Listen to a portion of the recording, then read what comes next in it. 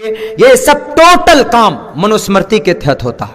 मनुस्मृति के तहत मेरी डिबेट भी हुई थी। एक हिंदू भाई थे, गुरुजी, वो आए आकर बोले कि मौलाना अब्दुल्ला एक बात बताइए, आपका जो कुरान है वो इंसान जानवरों को मारने की अनुमति देता है, जानवरों को मारने की, यानी आप लोग जो गाय बैल भैंस मांस खाते हैं ना, आपका कुरान इजाजत देता है, तो हम आपका कुरान कैसे पढ़ें?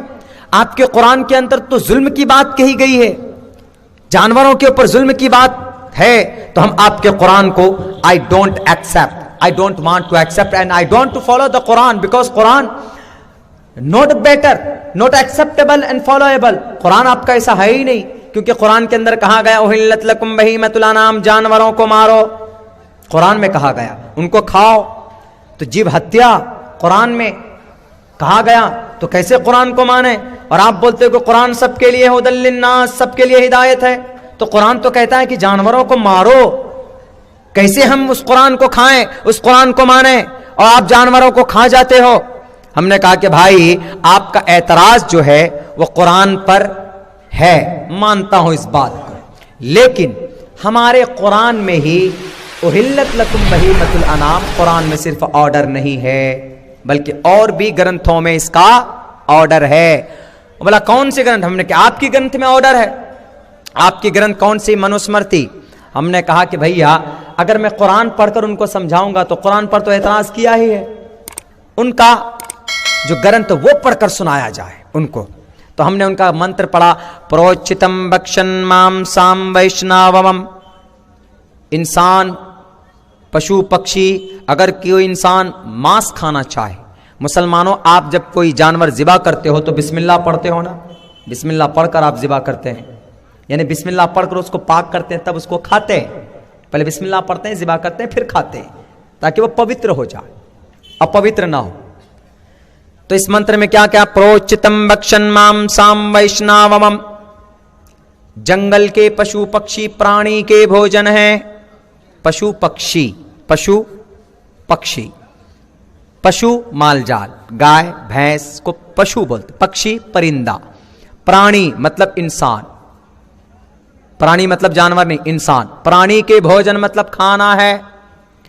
जंगल के पशु पक्षी प्राणी के भोजन है, यह कहा गया कहां पर? मनुस्मृति में। अब हमने उसमें लिखा शुरू में कि अगर इंसान की इच्छा हो मंत्रों द्वारा पवित्र करे, यानी वो गायत्री मंत्र पढ़े, ओम भूर्भुवस्सुवः तत्सवितुर्वरेण्यम मंत्र पढ़े, ज़िबा करे, खाए, मंत्रों द्वारा पवित्र करके जानवरों को खाया जा सकता है। किसमें लिखा है? मनुस्मृति में लिखा। जैसे हमारा कुरान, हमारी हदीस, हमारी शरीयत की किताब, ऐसे हिंदू भाइयों की मनुस्मृति। हमने ये बात जब उनको सुनाई, सर नीचे करके चला गया। अब बताइए, सर नीचे करके तो चला गया वो, लेकिन जो बात कुरान में है वही बात मनुस्मृति में है कि नहीं?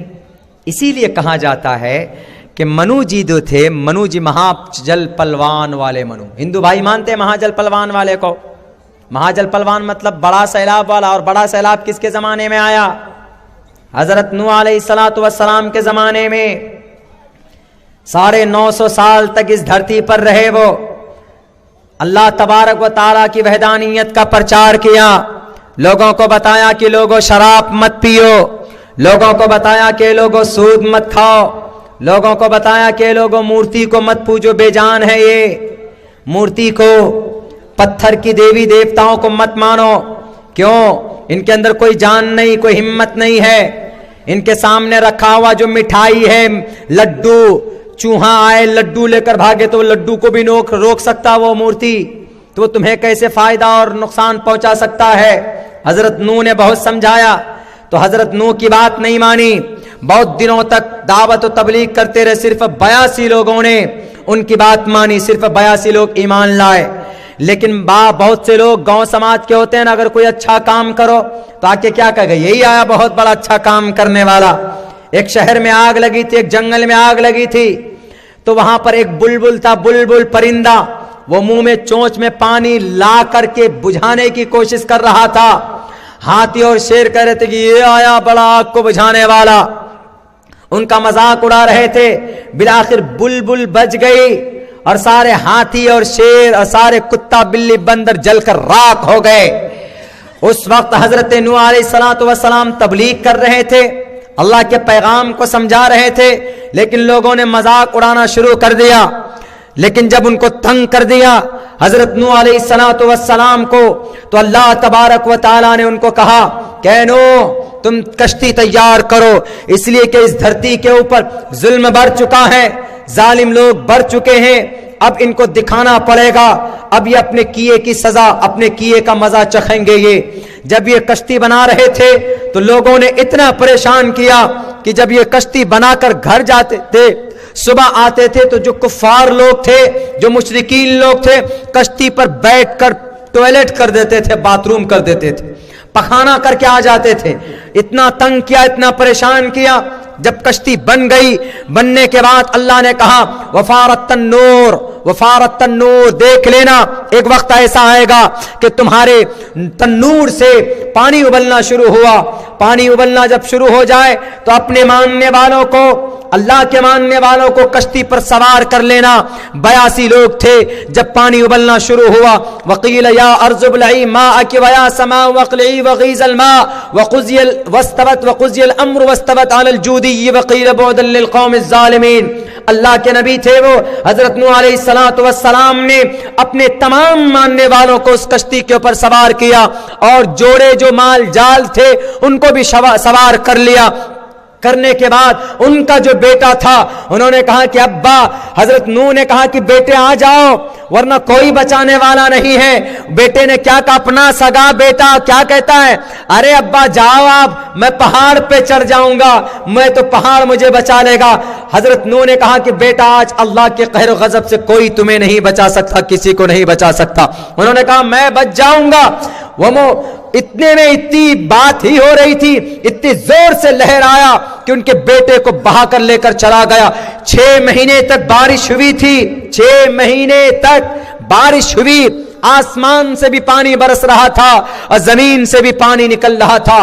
पूरी दुनिया को अल्लाह तबारक व तआला ने डुबो दिया, पूरी दुनिया डूब गई। सिर्फ वो कश्ती 6 महीने के बाद जूदी पहाड़ के ऊपर जाकर लगी। कहा जाता है वस्तवत अलल जूदी, जूदी पहाड़ मुल्क शाम के अंदर कहा जाता है कि वहीं पर यह पहाड़ है। वहां से फिर पूरी दुनिया के अंदर हाम, साम, याफिस, इनके 3 बेटे बच गए थे जो ईमानदार थे, जो मोमिन थे। उनसे वो नस्ल पूरी दुनिया के अंदर चली। लेकिन मेरे भाइयों, वहीं से भटकी जो हजरत नूह अलैहिस्सलातु वस्सलाम की वफात हो गई। वफात हो जाने के बाद उनके तीनों बेटों में, उनके तीनों बेटे अच्छे थे, उनके भी बेटे अच्छे थे, उनके भी बेटे अच्छे थे। तकरीबन 2-3 नस्ल तो चला अच्छा, लेकिन जब शैतान के पेट में गुदगुदी होने लगी कि किस तरीके से इनको बहकाया जाए, तो शैतान ने कहा कि अरे एक काम, इनको जानते हो, ये नूह थे, तुम्हारे लक्कड़ दादा थे, ये बड़े नेक थे, ये अल्लाह के वली थे, ये अल्लाह के रसूल थे, इसलिए काम करो, इनको कहीं तुम लोग भूल न जाओ, इनकी बुत बना लो। इनका बुत बना लोगे तो याद रहेंगे। इनके सामने तुम अल्लाह से दुआ करना, लेकिन इनका वास्ता दे के दुआ करना ताकि तुम्हारी दुआ पूरी हो जाए। तो उस वक्त शैतान देखिए कितना प्यारा मीठा रास्ता बता रहा। तो शैतान ने मीठा रास्ता बताया। उन्होंने कहा हम बनाएं कैसे, हमको तो नहीं जानते। शैतान ने कहा डोंट वरी, मैं बना देता हूं ना, मैं लाता हूं लंदन से बेहतरीन कारीगर। तो पत्थर को ढंग से तराशा गया, पत्थर को तराश कर उनके बाप दादाओं की मूर्तियां बनाई गई। उनके सामने खड़े होते थे, ए अल्लाह, ये जो तेरा नेक बंदा मेरा अल्लाह, मेरा दादा, इनकी वास्ते से हमारा फना काम कर दे। ये बातें चल पड़ी, ये वास्ता देना शुरू हो गया, नेक बंदों का वास्ता देना शुरू हो गया। लेकिन जब इनकी नस्ल गुजरी, इनके लड़के पड़पोते वगैरह आए, तो वो जब देखते थे कि अरे ये इनके सामने खड़े होकर मांग रहे हैं, तो वो अल्लाह से मांगना भूल गए। वो ये सोच रहे थे बच्चे कि भाई इन्हीं से मांग रहे हैं, उन्हीं को मांगना शुरू कर दिया। तो तब से ये मूर्ति पूजा का चलन हो गया, तब से ही। और इन्हीं में से बाज तबका वो हुआ कि जिनके बीच में, जिनके अपने जो रसूल नबी आते थे उनकी तालीमात को भुला देते थे, और बाज वो थे जो हक पर रहे, तो उनकी तालीमात आज तक जिंदी है।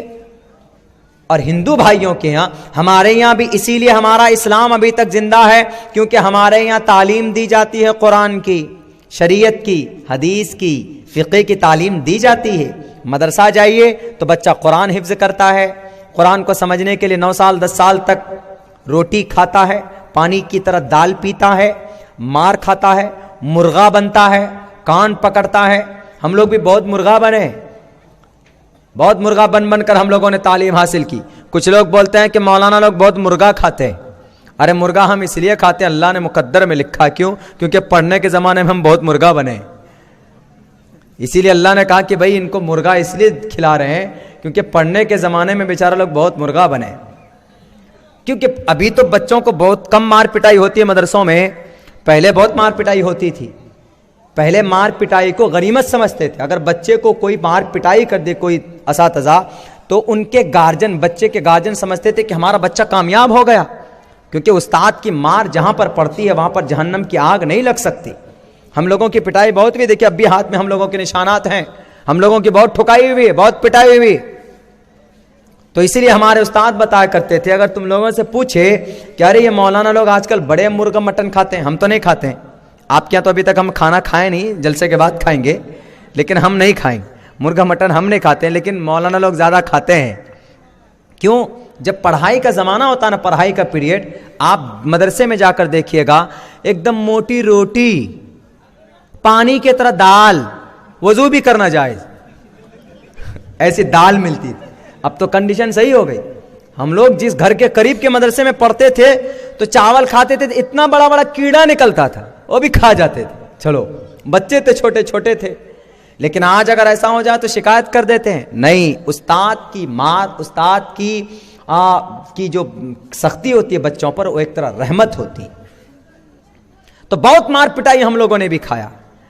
तो ये सिस्टम पढ़ने पढ़ाने की इन बरकत की वजह से, उलमा की मेहनत की वजह से, उलमा किराम जो मेहनत करते हैं मदरसों में, कपड़े जो सफेद पहनते हैं, आप क्या कहते हैं? आजकल हम लोग उलमा को वो इज्जत की निगाह से नहीं देखते जो उनको होनी चाहिए, देनी चाहिए। हिंदू भाइयों में देते हैं, हिंदू भाइयों में तो वो मकाम देते हैं अपने गुरुजी को, साधु संतों को, हालांकि वो सही नहीं होते। क्यों सही नहीं होते? इसलिए कि वो अपने अपने पाठशाला के अंदर, अपने अपने धर्मशाला के अंदर औरतों को बुलाते हैं, उनके साथ रेप करते हैं। किया कि नहीं किया? गुरमीत सिंह राम रहीम कहां गया? जेल में गया। और आसाराम बापू कहां गए? जेल में गए। बहुत बड़े परमात्मा बने बैठे हुए थे, भक्त गुरुजी बने बैठे थे। आज तक आपने सुना कि कोई भी इमाम साहब या कोई भी मदरसे का मोहतमिम ने किसी बच्ची के साथ नाजायज हरकत किया हो? आज तक नहीं सुना होगा आपने। क्यों? क्योंकि ये ईमानदारी के साथ आपके बच्चों को तालीम देते, जो सही बात है कुरान में वो बताते हैं, हिंदू भाइयों में नहीं बताते। वरना हिंदू भाई ये जो मनुस्मृति लेकर भटके हैं, ये हम उसी मनुस्मृति में 50 मंत्र और श्लोक ऐसे हैं जो मैंने अल्लाह की वहदानियत पर, धर्म के नाम पर दंगा न होने पर हमने निकाल निकाल कर बताया, लेकिन ये लोग नहीं बताते हैं। हालांकि साफ तौर पर लिखा हुआ है गीता के अंदर, तस्मात् शास्त्रम प्रमाणम तिकार्य अकार्य व्यवस्थितों ज्ञात्वा शास्त्र विधानोक्तम कर्म कर्तुम हर्हसि ये शास्त्र विधिमुत्सृज्य वर्तते काम कार्तान्न सिद्धिम वाप्नुति न सुखम न पराम गतिम। क्या लोगों, शास्त्रों की बातों को मानो, क्योंकि शास्त्रों के अंदर अच्छी बातें कही गई है। तुम किसी ऐरे गहरे की बात मत मानो, तुम किसी लाल बुजक्कर की बात मत मानो, तुम किसी योगी बाबा की बात मत मानो, कि तुम किसी ढोंगी बाबा की बात मत मानो, बल्कि तुम बात मानो किसकी? शास्त्रों की बात मानो। शास्त्रों की अगर बात मानते तो शास्त्रों में क्या लिखा? ये लोगों, अल्लाह एक है, कम्मा ब्रह्मा द्वितीयो नास्ते नेहना नास्ते किंचन। शास्त्र में क्या लिखा है कि ये परमेश्वर, हम भक्ति किसकी करें? तो शास्त्रों में लिखा है तस्यते भक्तिवान से श्यामा, ए परमात्मा हम तेरी भक्ति करते हैं। न तस्य प्रतिमास्ति सनाम महदशा, ए परमात्मा हम तेरे किसी जिस्म की भक्ति नहीं करते, हम तेरे निरवकार की भक्ति करते हैं। ए परमात्मा हम जिंदगी कैसे गुजारें अपने मोहल्ले के अंदर? क्या हिंदू मुस्लिम के नाम पर लड़ाई करें? तो परमात्मा क्या कहता? नहीं, अहिंसा सत्यम करो दस्तयाग शांति रपैशुनम दया बुलेश्वलोलुप्तम हीर चापलाम। गुस्से को कंट्रोल कर लो, झूठ मत बोलो, रिश्वत मत खाओ, प्यार मोहब्बत से लड़ो, प्यार मोहब्बत से रहो। अगर कोई दुष्ट आ जाए, अगर कोई राक्षस आ जाए, उसके सामने एकदम बिल्कुल सीना तान कर खड़े हो जाओ। ईश्वर हम अपनी बेटियों को कैसे रखें? अधे पश्यस्तिमो परि संतनाम पादको हर माते कौशल्प को माओ, बेटियों को कहो कि वो पर्दे में रहे। ईश्वर क्या हम नमाज भी पढ़े? हाँ, साष्टांग करो। कैसे करो? प्रथमाधार का सीधे खड़े हो जाओ, दियोदियन मुझियते दूसरे नंबर पर झुक जाओ, तृतीयानन कोडला कार्य तीसरे नंबर पर कुंडली मारकर बैठ जाओ, चतुर्थ देव चंद्र का चौथे नंबर पर थोड़ा झुको, पंचम बिंदु संयुक्ता आखिर में बैठकर तहियात दरूद शरीफ पढ़ो। किसमें लिखा है? शास्त्रों में लिखा। लेकिन ये बात बताएंगे नहीं, क्यों? वो सोचेंगे कि ये सारी बातें तो कुरान की है। जो बातें कुरान से टकराई उनको उठाकर फेंक दी। कुरान में क्या था? अल्लाह एक है, तो उन्होंने कह दिया कि हमारा विष्णु भी हमारा परमात्मा, हमारा शिव भी परमात्मा, हमारा ब्रह्मा भी परमात्मा। होते होते इतने परमात्मा की 33 करोड़ परमात्मा। इंद्रम परमात्मा, विष्णु परमात्मा, मित्रा परमात्मा, वरुण परमात्मा, सारे परमात्मा। यानी फरिश्तों की भी परमात्मा बना दिया, फरिश्तों को भी खुदा का दर्जा दे दिया। क्यों? दुश्मनी। ये मुसलमान है, टोपी वाला है, इनके ग्रंथ में जो बात है मैच नहीं होना चाहिए, अलग करो। अलग करवा दिया, वरना नहीं, बिल्कुल भी नहीं। ये जो बोलते हैं कि श्री रामचंद्र जी का भव्य राम मंदिर निर्माण करेंगे, करिए। श्री रामचंद्र जी ने किसी इंसान पर कोई जुल्म किया है? आज तक नहीं किया है। श्री रामचंद्र जी, श्री कृष्ण जी ने किया है? उन्होंने भी नहीं किया। वो अलग बात है कि श्री कृष्ण जी थोड़े अय्याश टाइप के थे, तभी ने 1623 बीवियां रखी उन्होंने शादी करके, वो अलग बात। लेकिन जुल्म नहीं किया उन्होंने किसी पर। मर्यादा पुरुषोत्तम सत्यवती राम रामाय नमः। यह गनीमत है मेरे भाइयों, क्या आपके बीच में आपके उलमाए किराम हैं। आज हम उलमाए किराम एक एक बात आपको खोलकर बताते हैं, आज हम उनको वो इज्जत नहीं देते हैं। इमाम साहब फरिश्ता बनकर होना चाहिए। वो कहीं चौक पे जाकर चाय ना पी लें, कहीं किसी के पास बैठ ना जाएं। वो क्यों? इमाम साहब हैं। वो बेहतरीन कपड़े ना पहन लें, वो तिजारत ना करें, वो बाइक पे ना बैठें। उनका भी मन करता खपाची गाड़ी में बैठने का, भाई और का मन करता है, इमाम साहब का भी मन करता है। क्यों? इमाम साहब का मन नहीं करता कि 4 व्हीलर में बैठे, उनका दिल नहीं है। इमाम साहब का भी मन करता है क्या? पान खाने का। इमाम साहब का भी मन करता है चाय पीने का। इमाम साहब का भी मन करता फुटबॉल खेलने का। इमाम साहब का भी मन करता कभी कभी सेल्फी लेने का। तो आप ये ना कहें कि नहीं इमाम साहब फरिश्ता बनकर रहेंगे। नहीं, हमारे और आप में से वो एक इंसान है, उनकी फजीलत बड़ी हुई है क्योंकि अल्लाह ने उनको एक खास दीन की फहम दी है, उनका हम एहतराम करें। हम अगर घर के अंदर बेटर खाना खाते हैं तो उनके लिए भी बेटर खाना बनाएं। हमारा अगर बेहतरीन घर के अंदर मेंटेन है तो इमाम साहब के लिए तनख्वाह भी बेहतर दें। ऐसा नहीं कि इमाम साहब होगा तो 6,000 रुपए में काम चला लेगा। कैसे काम चलाएगा? 300-400 रुपए की तो मच्छी आती है, 200 रुपए की तो मांस आती है, कैसे चलाएंगे वो? नहीं, इमाम साहब है चला लेंगे, फरिश्ता है चला लेंगे। नहीं मेरे भाइयों, उनका एहतराम करना पड़ेगा। सैलरी ज्यादा से ज्यादा उनकी होनी चाहिए, उनका अदब एहतराम पूरे होना चाहिए। उनका मकाम पता है क्या? एक हाफिज कुरान का। आप मरेंगे, मरने के बाद आप कहेंगे कि मैं तो बहुत बड़ा करोड़पति आदमी था मैं। अल्लाह कहेगा कि अलग अलग तू करोड़पति होगा दुनिया के अंदर, लेकिन ये जो छुटकू मियां है, ये जो हाफिज साहब था दुनिया में, तुम कहते थे कि ये मंगलू, ये हाफिज था दुनिया में। आप कहेंगे इनको जन्नत में भेज रखा। जन्नत में भेज नहीं रहा हो, 10 आदमियों को इनके साथ जन्नत भेज रहा हो। क्यों? सिर्फ ये हाफिज कुरान है, इसीलिए ये मकाम है हाफिज कुरान का। इमाम साहब गाड़ी में बैठे तो क्या कहते? अरे चंदे की गाड़ी है, ज़कात फितरा खाया होगा। नहीं मेरे भाइयों, उलमाए किराम को यह गनीमत है, यह एहसान है। उलमाए किराम आज हमारे बीच में हमारी दीन को, शरीयत को बता रहे, वरना गुमराह हो गए हिंदू भाई। क्यों गुमराह हो गए? उनका जो धार्मिक गुरु है वो सही बात नहीं बता पाते, बिल्कुल नहीं बता पाते। जैसे यही एक मंत्र है, धर्मो रक्षति रक्षतः, धर्म की रक्षा करो, धर्म तुम्हारी रक्षा करेगा। एक जेन्युइन किसी हिंदू भाई से पूछ लीजिए, वो नहीं बता पाएगा इसका मतलब क्या। उसका मतलब तो यही है कि बस तीर तलवार त्रिशूल लो और दिल्ली की गलियों के अंदर मुसलमानों को मारो काटो, धर्म की रक्षा हो जाएगी। अंग्रेज आया, हिंदू खतरे में नहीं पड़ा। 1000 साल तक मुस्लिम बादशाह रहे, हिंदू खतरे में नहीं पड़ा। अभी 6 साल से हिंदू धर्म खतरे में पड़ गया। यह अफवाह है, 6 साल से हिंदू धर्म खतरे में पड़ गया। इतने जमाने से, औरंगजेब के जमाने, अकबर बादशाह के जमाने में हिंदू भाइयों को कोई छुआ तक नहीं। चुभोया तक नहीं, कोई कुछ नहीं किया। लेकिन आज क्या बोलते हैं, हिंदू धर्म खतरे में। अरे हिंदू धर्म खतरे में नहीं, असल में तुम्हारी कुर्सी खतरे में है नालायको। तुम अपने कुर्सी बचाने के लोगों को बेवकूफ बना रहे हो। मेरे भाइयों, ये जो हमारे गुरु लोग हैं, इनका ईमानदार होना बहुत बहुत जरूरी। सिर्फ एक को मैं जानता हूं, शंकराचार्य जी, प्रमोद कृष्णमाचार्य जी, जिन्होंने साफ साफ लफ्जों के अंदर यह बात कही कि मोहम्मद ही अंतिम महर्षि हैं, मोहम्मद ही अंतिम गुरु हैं। और उन्होंने बताया साफ लफ्जों में, एश ऐशा इमाम है शतन निष्कान उदशतर जहां त्रिनिष्ठान्य वर्ताम सहस्त्रादश गौणामा। इस धरती के ऊपर जालिमों से इस धरती को पाक करने के लिए आएंगे कौन, जिनका नाम मोहम्मद होगा।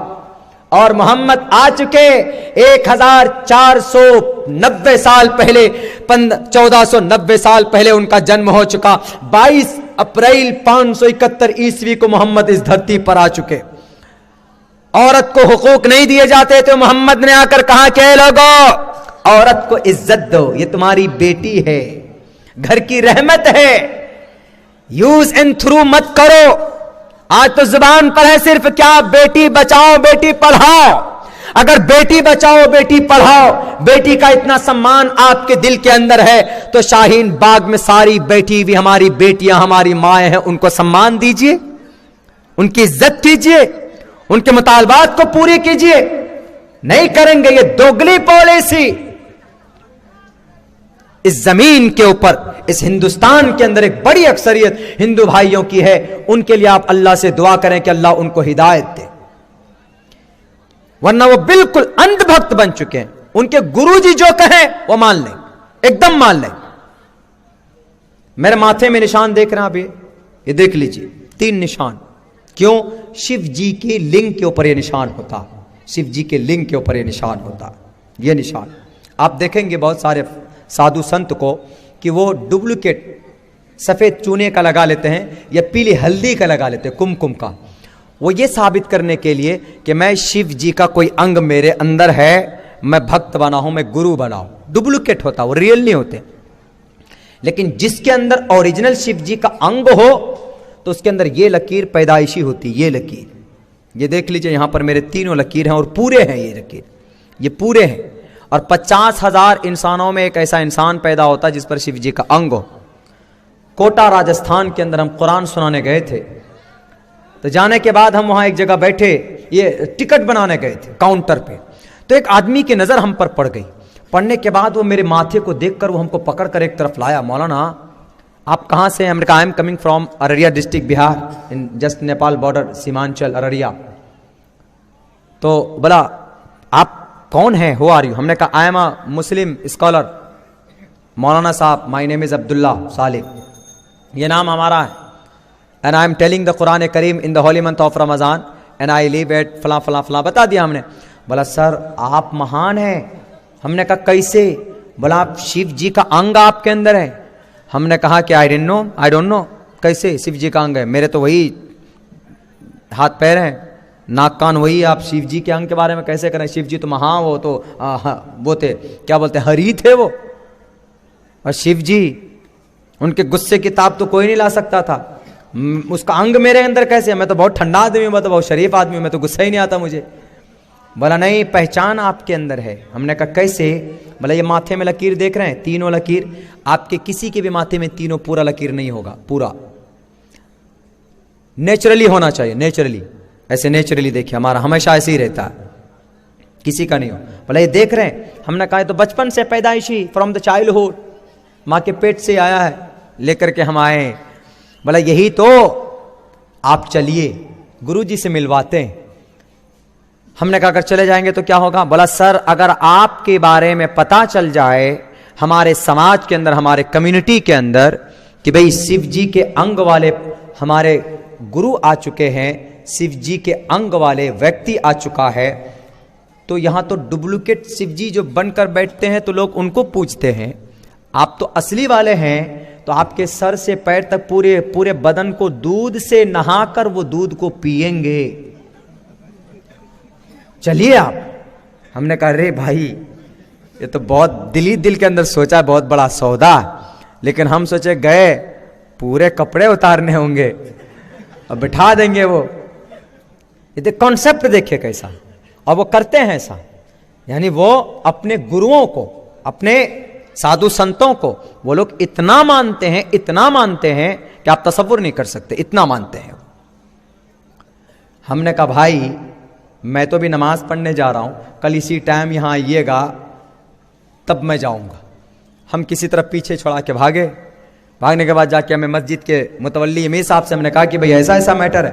उन्होंने कहा अब जाइए मत, पकड़ वकड़ के बैठा लिया तो खामखा बना देगा आपको, हाथ वाथ बांध के बैठा दिया तो भागिएगा कैसे आवाज।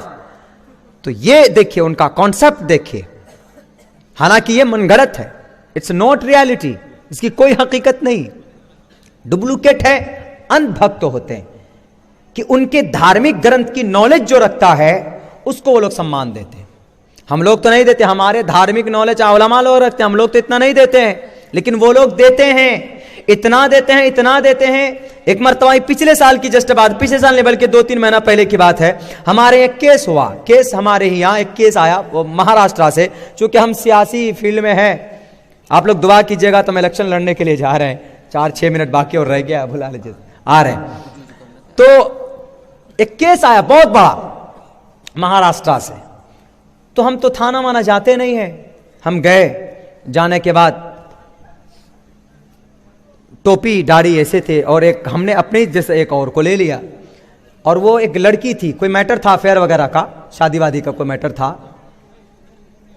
तो हम गए, हमने जाने के बाद कहा सर इसका FIR हुआ है, इसकी जरा कार्रवाई कर लीजिए। तो वो क्या बोलता है हम लोगों को देख करके, SHO जो होगा बोला कि मौलाना live in relationship it is authorized and permitted by the Supreme Court, therefore I can't do it। हम कुछ नहीं कर सकते। लिव इन रिलेशन, लड़का लड़की दोनों मर्जी से रहे, सुप्रीम कोर्ट ने इसको इजाजत दिया है रहने के लिए, अपने मर्जी से रहे तो रह सकता, नाजायज संबंध में। लिव इन रिलेशन इसको बोलते हैं, जवान लोग ज्यादा जानते हैं, चूंकि फिल्मों में ये बातें इस्तेमाल होती है। लिव इन रिलेशन मतलब नाजायज संबंध में रहना बिना निकाह के। इस्लाम में इसकी कोई हैसियत, कोई इजाजत नहीं है, लेकिन सुप्रीम कोर्ट ने इसकी इजाजत